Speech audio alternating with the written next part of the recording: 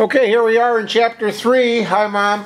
Hello. We're talking about the about your early years in the last video.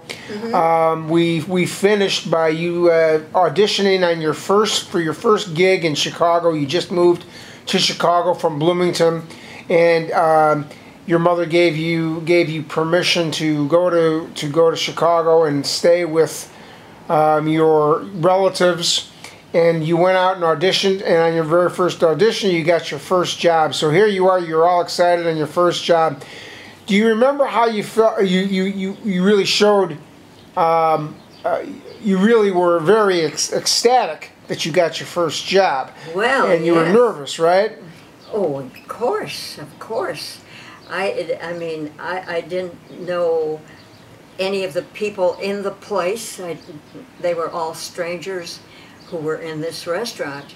Now, after I was working for a while, I would get to know the people, and it was much easier. Right, right. But that first night, trying to learn who they were and how far I could go with speaking to them and being friendly with them, I wasn't sure how far I could go with it because I'd never done this before. And so, but it went well. I kind of felt my way along slowly, and then the first hour went pretty well. So then the second hour came along, and I began to feel more at ease, and the people were responding when I talked to them, and they were asking for requests, and it was going very well. Then the third hour, I thought I had put it away, how to sit down and proceed from then on. But it was hard getting that first night out of the way. How many hours, do you remember how many hours you had to put in that first night? 6. Oh my God, 6 hours? 6 hours of piano playing. So from like... Now, that was then. Then I joined the union, the musicians' union, and their rule was that you only worked 5 hours a night. So when you started out, were you aware of what the musicians' union was, or did someone like walk up to you and go, you know, you better get into the union? They're going to take advantage of you and stuff like that? Yes, because Chicago is a union town, always has been, always will be, and thank God. It is. And it was much easier after that. Then, eventually, I had some of my jobs were only 4 hours a night. That was like duck soup. It was like sitting at home and practicing. So, all in all, I felt very free and easy that I had control of the audience. So I'm sorry. So when you started the evening, whether it was that first job or maybe every job after that, did you go into every evening working knowing what you were going to play, like having like a schedule of I'm going to play this first and this second and this third and this fourth, or did you just go in and start playing and expecting people to say, would you play this for me and that for me? The way I did it, I would look over the audience and see what the age group, the general age group was of the audience. And then I could judge what kind of music to start out with, according to who was there. And I would study the audience, quick study, especially those seated at the piano bar. Most of the pianos in those days, people sat around the back of the piano and faced you. So for me, it was no problem. For some musicians, that is a problem. The audience is too close. They don't like the audience that close. But I enjoyed it because it filled up a lot of my time in conversation. And it was fun. And then I could play practically anything and talk at the same time. You've heard of chewing gum and talking at the same time? Yeah, or something like that. walking at the same time? Yeah, You can play the piano and talk to people at the same time. Mm-hmm. Well, you'd better, because they thought you were there for conversation. And so you just simply had to go along with it. Well, not only that, there was some monetary motivation. I don't know if that was what you were thinking of when you were doing it, but the more you're friends, so to speak, with everyone, the more that you're friendly with your people that are sitting around the piano bar, the bigger that tip jar gets, right? Oh yes, yes indeed. That's the name of the game. Yeah, because I remember when I was little, you'd come home and you just turn your purse over and out come all these dollar bills and $5 bills and $10 bills and Yes. $20 bills. Not really. What was the? Oh, here's a question for you. Do you remember the biggest tip you ever got from one person? From one person. Yeah. Well, yes, I do. There was a person who was defiant. They kept asking me for songs that they thought I would not know. Well, I surprised them. I knew all the songs they were playing. So when they would ask me to play a song, and I played it, then they put a tip in the jar. Oh. Yeah, so then I'd say, what else would you like to hear? Oh, I know that one too. Another tip in the jar. You keep that up all night. You go home with a lot of money. Very nice. So when you were getting back to when you were young, and you got that first job, do you remember like how many songs did you know at that time? I mean, did you walk in with a whole notebook full of sheet music, or did you just know all these things by heart and memory? From memory, and then, of course, I had a lot of training in how to put a song together, and do it in my own style, and fill it in, and you know, so that it had a better sound than the way it was written on the sheet music. Mm-hmm. And so it sounded everything I played, I had a certain style, and or so they say. I wasn't aware of it really. I just played according to what I had learned as far as chord progressions and how to put a song together and fill-ins and all that kind of thing. Yeah. And then when I sang, I would just chord along. At first, that's how I did it, and sing the song. Mostly I sang funny songs in the beginning. I didn't try to pretend to be a singer. Mm-hmm. I just sang funny songs, and that took care of it. Then after a while, I actually developed a little style of singing a ballad, and that went pretty well. So, in other words, I was learning on the job. Mm-hmm. Did you do kind of a self-critique after every night? You were kind of like said to yourself, which song I could have done better on, and maybe I should change that song style into a different type of style? Absolutely. Okay. Absolutely. You better do that, or you're not going to progress at all. Right. You have to do that, and then you get better all the time, and you develop more of a style. The longer you do this, the easier it gets, and the better you get, and the more it's just there.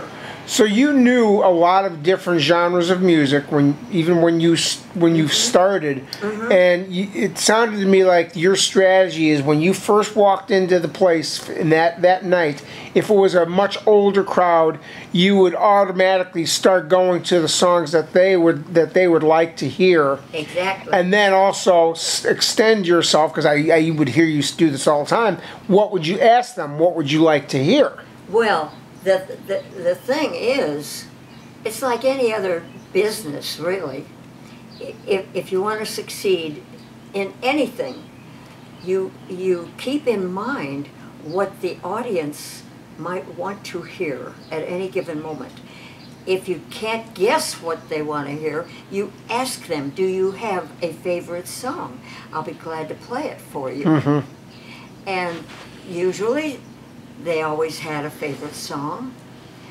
And if I knew it, I would play it beautifully. Yeah. If I didn't know it, I would wing it. Okay. You know, we're gonna these little interviews are going very fast. I mean, it's already past 10 minutes, and I don't want to run out of time here because I think if I'm not mistaken, YouTube allows us to do 15 minutes. Let's end on a funny story. You were talking about that difficult person that wound up, giving you a good night's tips. Let's talk about the one where you were working in I think it was the Empire Room, and I don't want to ruin the story, but you can take over. But you had a famous rock star, and he was like an unknown because he wasn't the lead rock star. He was the drummer. Yes. Yeah, why don't you tell everybody about that story? Who was the drummer? Bonham. Bonham. Jason Bonham. It was either Jason or John Bonham. I just ruined the story. Bonham. I just ruined the story, anybody who knows. But just go ahead and tell that story anyway. It's fun. This time? Yeah, right now. Oh, okay. Is it running? Yeah, we're still going. Doesn't matter. We're live and we're going for it. Oh, yes. Well, one time I was working in the Empire Room of the Palmer House, which was probably the most famous room at that time in Chicago. It really was. All the stars appeared there. And so, who should appear in the doorway? They had a magnificent doorway where you could stand there and maybe somebody would take your picture if you were a star. So, John Bonham, a rock drummer, came in and he stood there. And John Bonham is from Led Zeppelin, for people who don't know. From the group Led Zeppelin. Oh yeah, Led Zeppelin. That's right. Right. That's right. So he came over and sat close to the piano, and he said, "You're pretty good." I said, "Well, thank you so much."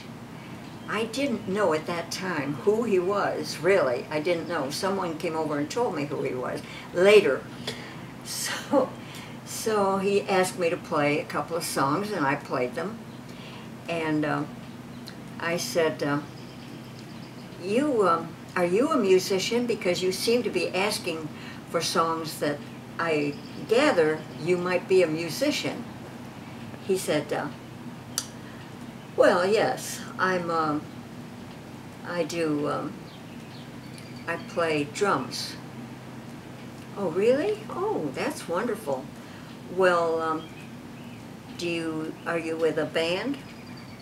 Yes. Well, are you working right now? Well, not right this minute, but I am here in Chicago on a gig. We're going to be playing in some place where they used rock music at that time. So it was all very interesting. And then he left. And after that, the one who stood at the door and seated the people came over to the piano and he said, "You know who that was, don't you?" And I said, "Well, I think so. Who was it?" He said, "He's a rock star. He's with a big band, rock band." Oh, really? Oh, well, I wish you had come and told me a little sooner. I would have handled it in an entirely different way. Yeah. Yeah, and I remember the first time you told me that story. I kind of threw this at you without you preparing for this question, but a couple of the things that you told me about him. Well, first of all, as a drummer, it wasn't Ringo Starr. There aren't too many famous bands where everybody just recognizes the drummer automatically. Yeah. I mean, everyone knows Led Zeppelin, of course, but not too many people knew the person's name and could identify him right away. So one of the things you told me about him, he came in and he sat down. He's got this beard and the earrings and all, and he ordered 2 Manhattans and 2 chocolate eclairs or something really goofy combination. He didn't have lunch. He had, and he gave quite a raucous applause when you were doing your songs, and you were like a little concerned, like who is this guy? And you asked him, what kind of music do you like? And he said, oh, I love classical music, but you play rock music. Why do you play rock music? And he said, well, of course, the bread, man, the bread. Yes, I remember now. Right, so I just wanted to throw that in because I knew that I did throw that I throw that curveball at you, and you didn't remember that. Yeah. Oh. Well, there were so many different things, like the guy who started putting money in the tip jar, and he asked for the same song over and over again, and I said, I can't. I just played it, and I have to play something. He put another 20 in the tip jar. I couldn't resist. Played it again. Yeah. And then I said, no, that's it, right? He said, no, I want to hear it again. That wasn't Humphrey Bogart, was it? No. Play it again, Sam. No. Play it again, Dorothy. Oh, God, what a career. It was such fun. It was so much fun. We're at 16 minutes, so we're gonna cut it off now, and we'll do another one real soon. So say goodbye, everybody. Goodbye, everybody. See you later. Come back again.